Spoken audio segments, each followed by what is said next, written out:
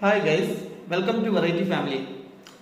ഇന്ന് ഞാൻ വന്നിരിക്കുന്നത് ഡക്കിനെ പറ്റി സംസാരിക്കാൻ വേണ്ടിയാണ്. എന്താണ് ഡക്ക്? ക്രിക്കറ്റിൽ ഡക്ക് എന്ന് പറഞ്ഞാൽ ഏതെങ്കിലും ഒരു ബാറ്റ്സ്മാൻ പൂജ്യത്തിന് പുറത്താകുന്ന ഡക്ക് എന്ന് പറയുന്നത്.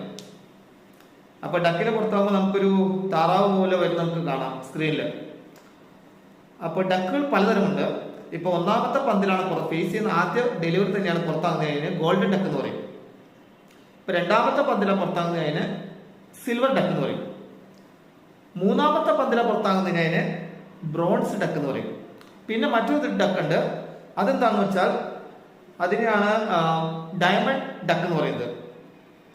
അത് എന്താണെന്ന് വെച്ചാൽ നമ്മള് ഒരു ബോൾ ഫേസ് ചെയ്യാതെ പുറത്താവുകയാണ്. അങ്ങനെ വന്നാൽ അതിന് ഡയമണ്ട് ഡക്ക് എന്ന് പറയും. അത് മെയിനായിട്ട് റൺഔട്ടുകളിലോ അല്ലെങ്കിൽ ടൈംഡ് ഔട്ടുകളിലാണ് സംഭവിക്കുന്നത്. ഇത്രയും കാര്യങ്ങൾ നിങ്ങൾക്ക് വേണ്ടി ഷെയർ ചെയ്യാൻ വേണ്ടി ഞാൻ വന്ന് thank you for watching variety family.